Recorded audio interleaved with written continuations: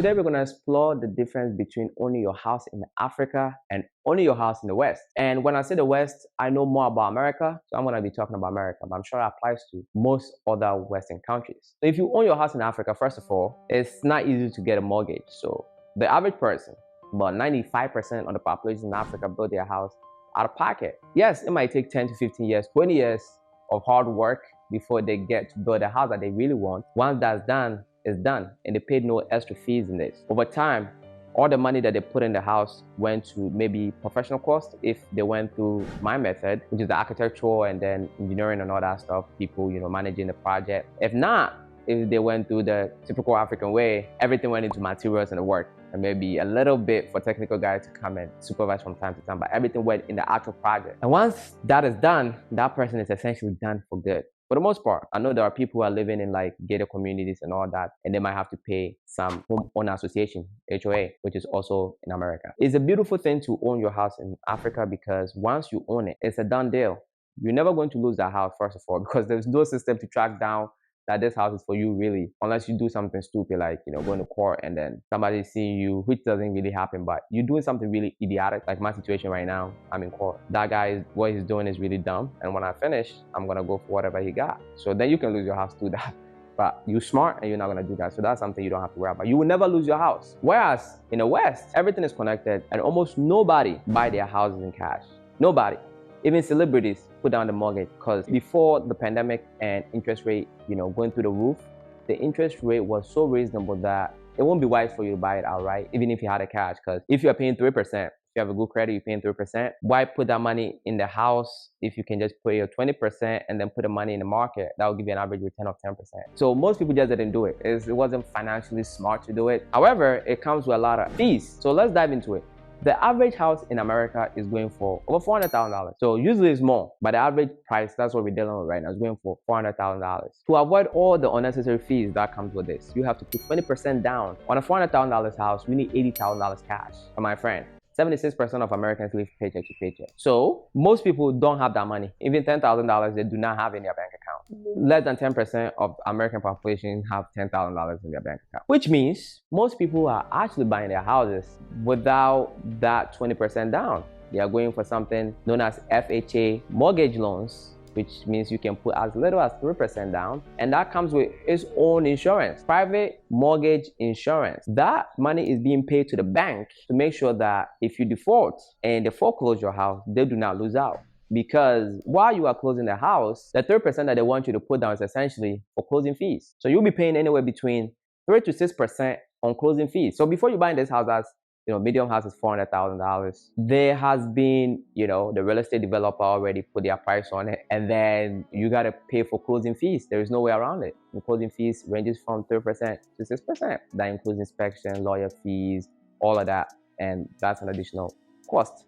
That's why FHA loan wants you to put that amount down. You're gonna pay that closing fee at least, and then there is an insurance company that you got to pay money to every month. On top of this, is not insurance for your house, and having insurance for your house is mandatory. That's something that's not mandatory in Africa because you own a house. It's good to have insurance. It's good. I encourage you to have insurance on your house, but it's not mandatory, which means if you don't have it, you don't have to pay. But you don't have that option in the States. You have to pay your insurance, and if you did not put 20% down, which most people don't, most homeowners in America did not put 20% down. So you are paying your home insurance. You pay 36% closing fees. That's on top of how much the actual house is worth. You are paying homeowner association if you live in like kind of like a community. You are paying property taxes, which tend to be really high. So even if you bought a house outright, this stuff is always going to be there. And then you're paying the insurance for not having put that 20% down. So you end up spending a lot of money on a house, and it's becoming increasingly hard. So the baby boomers, and back in the days, life was a bit more fun. That's why, us Africans bought into the American dream. To the land of opportunity, which is where the fairy tale ends. American dream was good because the income that you get relative to how much home prices were was pretty sweet. It's not the case anymore. Salaries has been stagnant for a while, everything else is going up. And since COVID, the interest rate is now crazy on houses, which is making it really hard for people to buy homes. Now, if you're buying a home, you should be expecting, 6 to 10% interest on your mortgage, which is insane. That has been the case in Africa. That's why most people don't go for it. And they ask for too much before they give it to you. So in Africa, you can get mortgage for like 12 to 11%. It's always been the case here, but it wasn't the case in the West, which is why it was so appealing. But like I said, it comes with all this extra cost. And once you finish paying the house off, having paid all this unnecessary insurance and all this stuff that doesn't go into the house, like property taxes and all this, which would be expensive in a house like mine, right? If you live in a big house, that's what most houses in America is not actually big, because if you live in a big house in America, your property tax would be extremely high. And depending on the states, for some states like New York and New Jersey and California, the property taxes is insane, which means you must keep balling or have a lot of money on the side to cover all these expenses, because the moment you go bankrupt, if you lose your job and you can't make a mortgage payment and all that stuff, you're essentially bankrupt and they're coming for everything you got. So when you slip up, one mistake, you slip up, you lose your home. Just like that, bam, you are gone. Imagine paying for a house for almost 20 years and then life happens like COVID and you get screwed. Thankfully, they give a lot of unemployment and all that. But let's say you were a high earner. Americans tend to buy houses to, impress the Joneses, let them know that they've got a good job. And if you lose your job, you can't keep up the payments, you lose your house. This happens more than you think. You lose your house immediately. The banks, they are ruthless. They will come for the house, they will come for the car, they will come for everything you got. Everything is tied down to that. There is a lot of inherent risk with regards to owning a home in America or the West in general. It's a good thing, but you must be on your toes, because the moment you mess up or you slip up and you cannot make up the payments, you are gone. They take it from you instantly. And they usually sell these houses on the foreclosure market, which means it's cheaper than how much it's supposed to be, because they try to get their money as soon as possible. And you haven't paid 10 or 20 years off, they don't need much. So a house that's going for $400,000, people get rich from this. People go and pick up these houses that's on foreclosure. You pay 20 years, paid off most of it, they can sell it. They just want their money.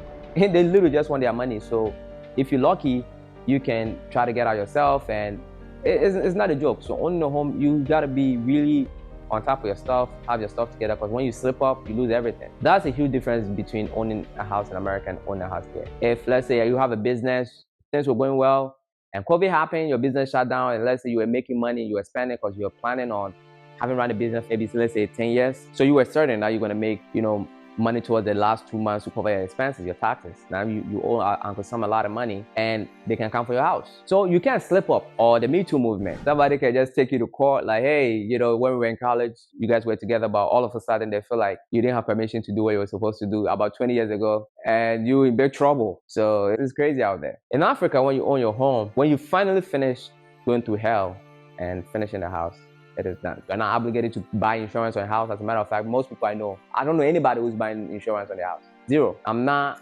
encouraging it, but they're not buying insurance on it. It's been that way. Not a lot of fires. They've never had, there are some flaws in certain areas, but the areas that there's no flaws, people don't buy it. It's not part of their expenses. There's almost no property taxes. The year they'll come and show up and give you like maybe $200 bill for the entire year or something. It doesn't count. So once they own the house here, it's done. People don't take you to court for Me Too and all that stuff. It doesn't happen. The amount of money that went into the house was the actual construction cost, maybe a little bit of professional fees, which means the value of the house is inevitably going to go higher. It can never go down because prices of materials don't go down. Value of houses in Africa never goes down. The reason why values of houses in the West can go down is because people essentially buy their houses more than how much was put into construction. It's very rare. It's not impossible. People build their houses all the time, but it's not a norm. The norm is buying a house, and that house has been through multiple hands. The developer have their huge profit on them before. So the actual cost of the building is usually not the materials in the building, which means it could be built for less. So when everything tanks and people don't want to buy, that's when the price comes crashing down. You don't have that in Africa because whatever you put in the house, exactly what it is. I don't remember the last time prices of building materials or anything went down. It doesn't. The reason why prices of houses in the States could go down is because, like I said, people buy more than how much it actually costs to build that. It's just how the system works. Everybody got to eat along the way. The developer, the lawyer fees, all that stuff included to boost up the price in the home. But that's not the actual cost for construction. Whereas in Africa, that is the actual cost of the construction when you build your home. So that's a huge difference between owning your home in Africa and owning a home in the West. If you've not subscribed to the channel already, kindly do so. Like this video as it helps with the algorithm. Comment, let me know what you think. And until next time, my friends, be legendary. Peace.